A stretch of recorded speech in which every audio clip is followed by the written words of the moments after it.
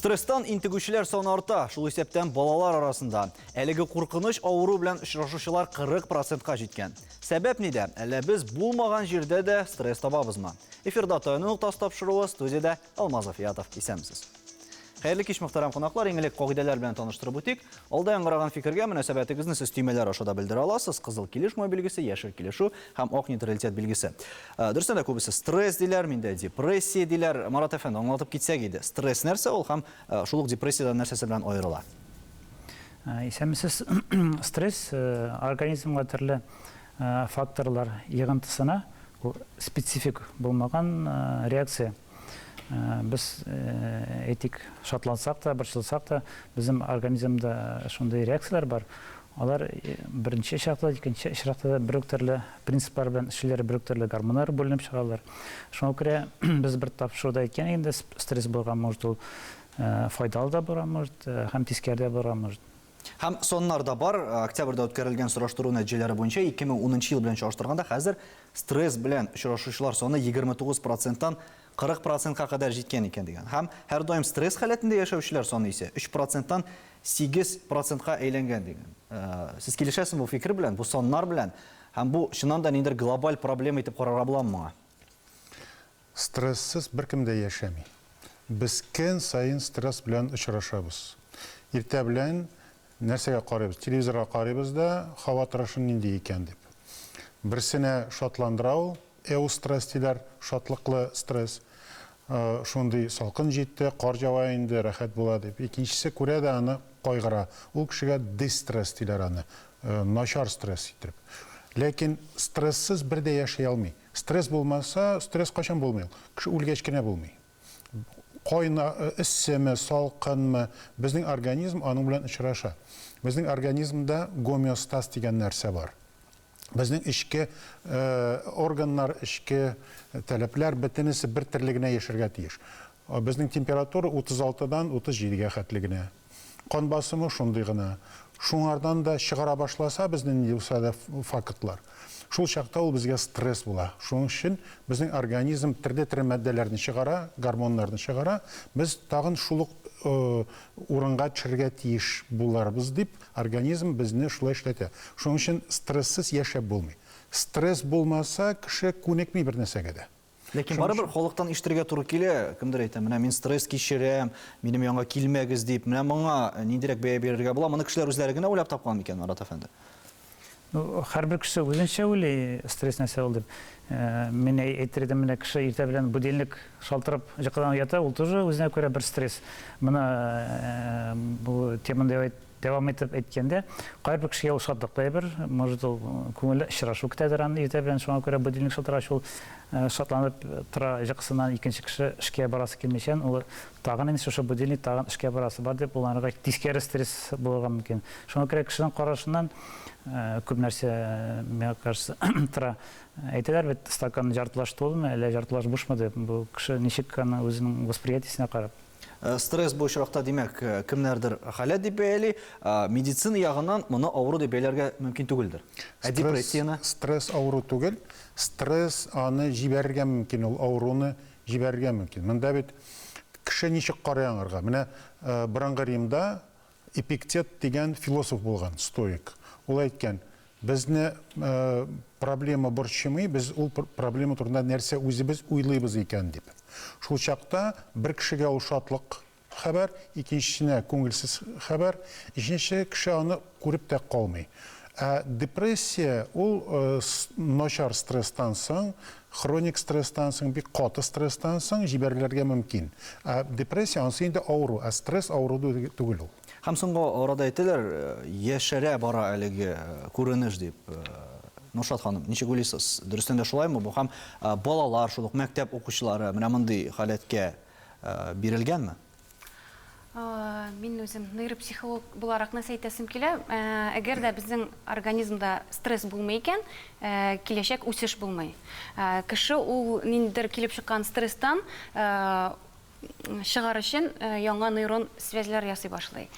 Бүгенге көндә балаларда мин әйтмәсем, алар бөтенесе дә шундый стресска биришкән дип, күбесендә менә безгә диагностика килгәч тә күзәтәбез шундый күренешләрне, әти-әниләр балалар стресска кирмәсен дип, бик күп әйберләрне үзләре эшли башлыйлар. Алар өчен тормышта аларның тормышын җиңеләйтәбез дип, мәктәпкә кергәч бала барыбер стресс белән каршылаша. Бу киресенчә кире йогынты ясамы икән бу Менә чакта? күп кенә балаларның аннары мәктәпкә барырга теләмәү, укырга теләмәү, аларның цель юк дигән, аларның мотивация юк дигән әтиләрдән сүзләр ишетергә туры килә. Чөнки бәләкәй вакытта балага бәләкәй генә биргән стрессны да алар ничек тә булса явып калганнар аны.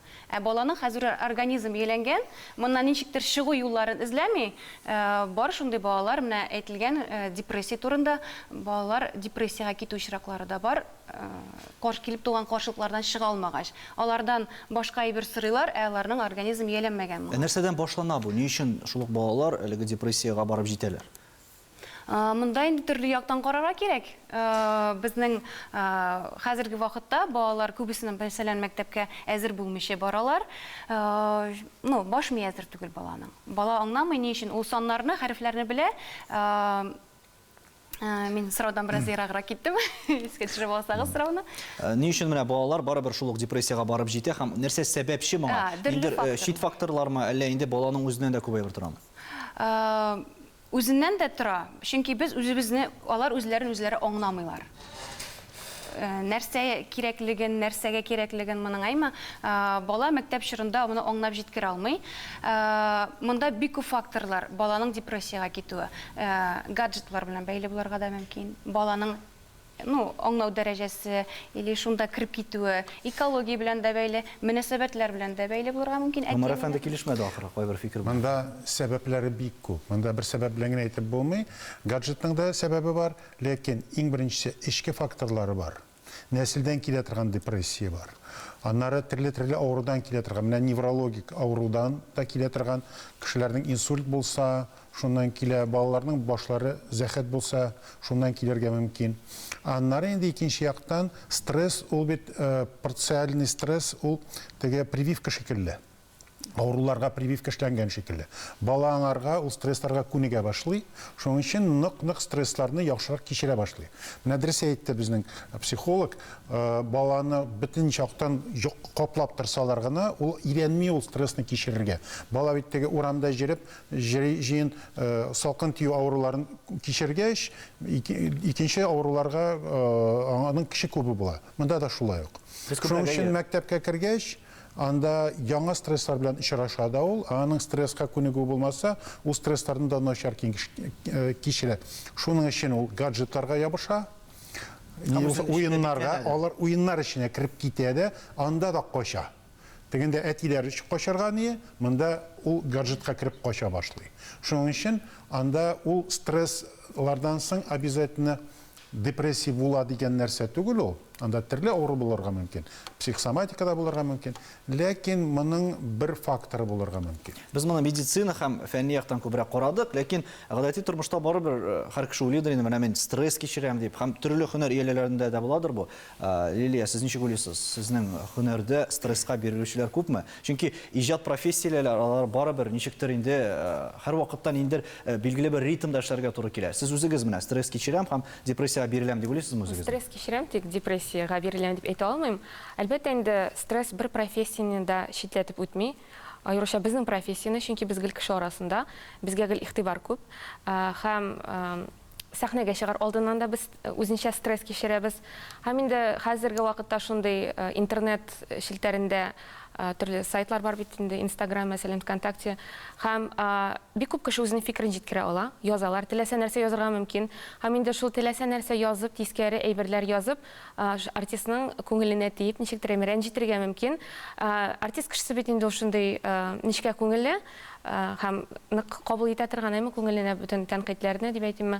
Шуңа күрә кешенең гомумән менә шу иҗатына карата ниндидер үзенең тискәре фикере барлыкка килергә мөмкин, һәм инде гомумән иҗат итмәскә мөмкин кеше. Сез үзегез игътибар итәсезме менә шул комментарийләргә, мәсәлән, кемдер начар яза, хейтерлар бар бит инде. Ничегрәк көрәшәсез моның белән? Әллә игътибар итмәй белән генә шикләнәсезме? Аеруча минем инде хейтерлар күп, теге образларымда булгач әйме.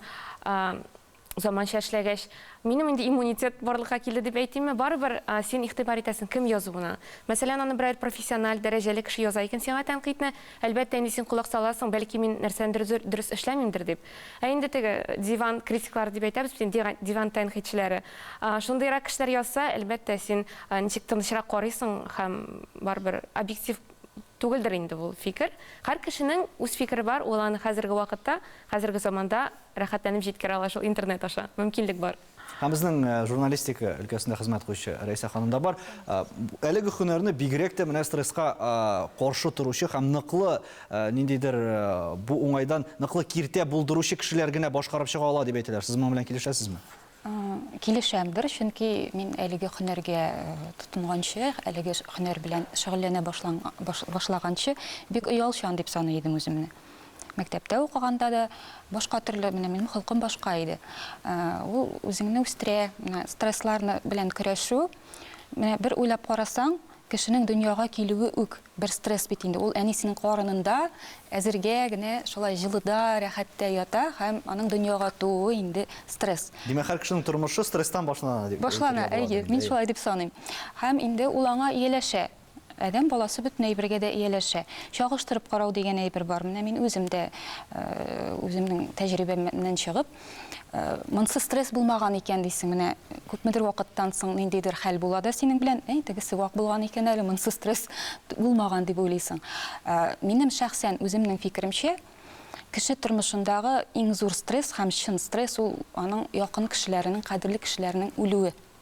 Менә мин үзем очраштым, ул хәл белән минем студент вакытта әтием вафат булды. Һәм менә медиклар фикерен дәвам итеп, монда сорау булды бит инде, аурумы ул дип, стресс аурумы, депрессия аурумы. Ул инде ниндидер дәрәҗәләридер. Стрессны без көндә, мин килешәм, төрле ситуацияларда кичереп торабыз.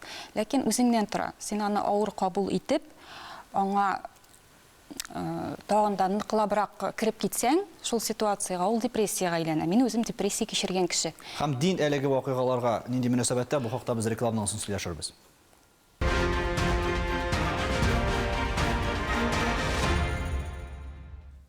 Татарстан Яңа Гасыр телеканалында Таяның тас тапшыруы. Без бүген стресс турында сөйләшәбез. Нурулла хәзрәт, сезнеңчә дин ягыннан менә бу күренешкә нинди бәя бирелә? Һәм гомумән Коръәндә моның турында әйтелгәнме? Ассаламу алейкум. Бисмиллаһир-рахманир-рахим.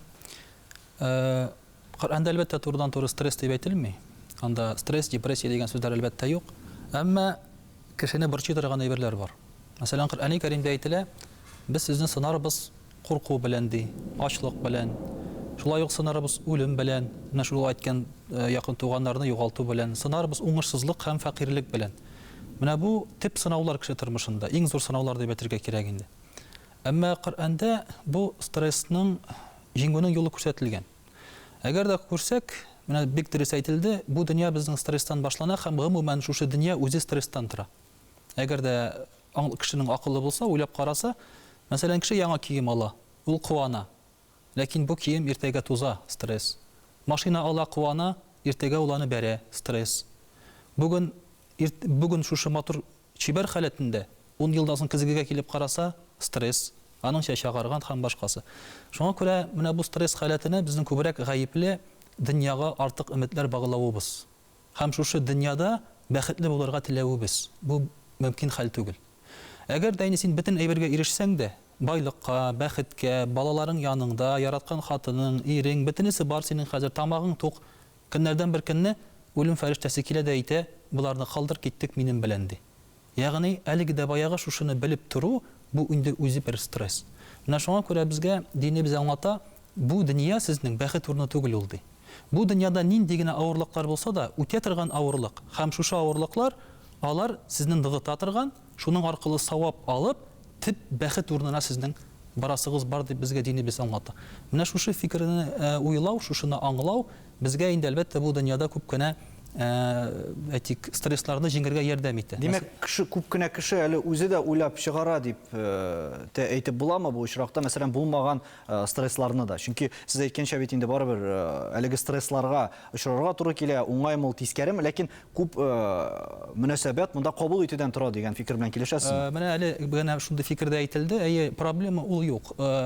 Проблема ул юк ул. Бу бар вакыйгалар гына. Менә шушы вакыйгага синең мөнәсәбәтең аннан проблема ясый яки куаныч, шатлык ясый.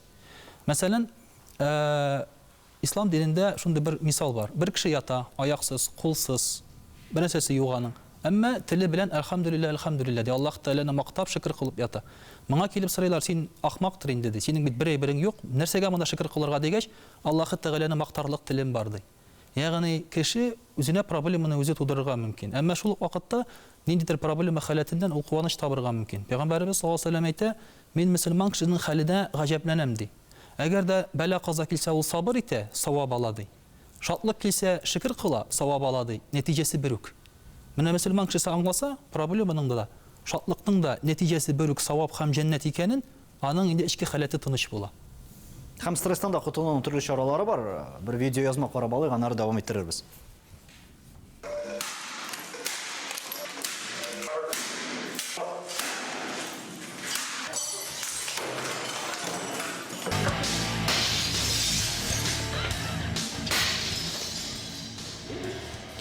Стресстан чыгу юлларын төрлечә бәяләргә мөмкин. Мәсәлән, негатив эмоцияләрдән котылу юлларын шул ук Япония, Кытай, АКШ бездә универсаль ысул дип бәяләүчеләр бар. Менә монда без күрәбез, ничек инде үзеңнең энергияңны чыгарырга була. Белмәм, стресстан котылырга ярдәм итәме бу юкмы, безгә әлбәттә инде белгечләребез әйтеп китәр. Ләкин шулай да тагын бер халыкта фикер яши, ул да булса бердән бер ысул шул ук спиртлы эчемлекләргә мөрәҗәгать итү дип. Менә килешәсезме монда һәм ни өчен нәкъ менә стресстан котылуны бары тик шул чара белән генә котылып була дип уйлыйсыз, Гомар әфәнде? Бу чаралар тупикка кертә. Аракы, исертә торган матдәләр, алар стрессны шишми. Алар кешегә стрессны күбәйтәләр генә. Аның артында кача да проблема шишелми, ләкин проблемалары җыела торган гына була. Айнып җиткәч, тагын күбрәк проблема, тагын ишә башлый. Аннары кеше үзенә шул бер юл гына таба да, бер генә юл булса кешенең, ул гомер буе шул тырна буенча барып башына сугып җири торган кеше була. Монда күрсәтелгән кадрларда да аларда андый мөмкинлек бар, ләкин ул проблеманы шишми бит ул, ачуын гына чыгара. Кешен ачуын гына чыгарга иренсә, кирәкмәгән стресс ситуациясында ул да икенче кешеләр турында аларга караша, шул үзенең ачуын чыгарга мөмкин. Монда юллар икенче төрле. Монда кеше тынычланырга тиеш, ул үзен аңларга тиеш. Нәрсә китерде бу эмоцияга? Безнең бит эмоция үзе генә килеп чыкмый. Эмоция ул безнең уебыздан соң килә. Менә шул нинди уй китерде ул минем эмоциямны аңларга кирәк. Ул уемга урын бармы, юкмы? Һәм нинди яңа төрле, яңа рациональ уйны аның урынына куя алам дип. Шул чакта безнең эмоциябыз да үткәрә. Шуның өчен проблемага без кирип карарга мөмкинбез, җә куркып карарга мөмкинбез. Шуның өчен без әйтәбез, проблема ул безне җимерәме, нәрсәгә булса да иретәме? Ул проблемага нинди рәхмәт укырмын икән мин, нәрсәгә иретте ул мине диргә тиеш кеше. Һәм төрле чыгу юллары да бар. Сез видео белән килешмәдегезме, әллә сүзләр белән? Видео белән дә килешмәдем. Минем алай эшләп караганым юк, дөресен генә әйткәндә. Тик килешмим. Нәрсә әйтәсем килгән инде, үземнең тәҗрибәмнән чыгып, миңа мәсәлән, шушындый стресслы ситуацияларда булыша спорт. Спортзалга барсаң, ул теге гәүдә өчен генә яхшы түгел дип уйлыйм. Шул ук вакытта психологик яктан бик башны бушата, чөнки син үз өстеңдә эшләгәч, ниндидер яңа идеялар килә, шул ук теге спорт белән шөгыльләнгән вакытта, ничектер уйлар чистарган кебек була, ничектер көч җыеп кайтасың һәм ниндидер мотивация, максатлар килә башка уйга. Бу сезнең мисалыгызда. Ә менә башкаларга, мәсәлән, шул ук медицина хезмәткәрләренә мөрәҗәгать иткән кешеләргә ни эшләргә? Алар киләләрме сезгә, мәсәлән, мин стресс кичерәм, ничек тә булса мине дәвалагыз иде дип, бу сезгә сорау барыгызга да. Әлбәттә, без медик буларак кешеләргә өйрәтергә тиеш, бу стресс белән идарә итәргә.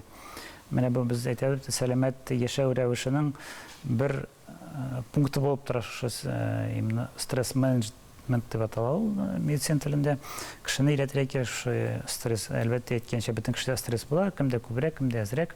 Біз кешеләргә бергә тиеш инструмент, ничек ул стресс белән идарә итәргә. Әлбәттә, моның ысуллары бик күп, шул ук психотерапия, мәсәлән, йога, дыхательная гимнастика, музыкотерапия, кешенең табигатька чыгып җыруы, һавада җыруы, ул тоже стресска булыша. Әйтеп киткәнчә, шушы физик күнегүләр дә күп кешегә булыша мөмкин, чөнки башта әйткәнчә, безнең ул реакция специфик түгел, любой реакция безнең бар организмда үзгәрешләр, мәсәлән, безнең гормоннар бүленеп чыгара.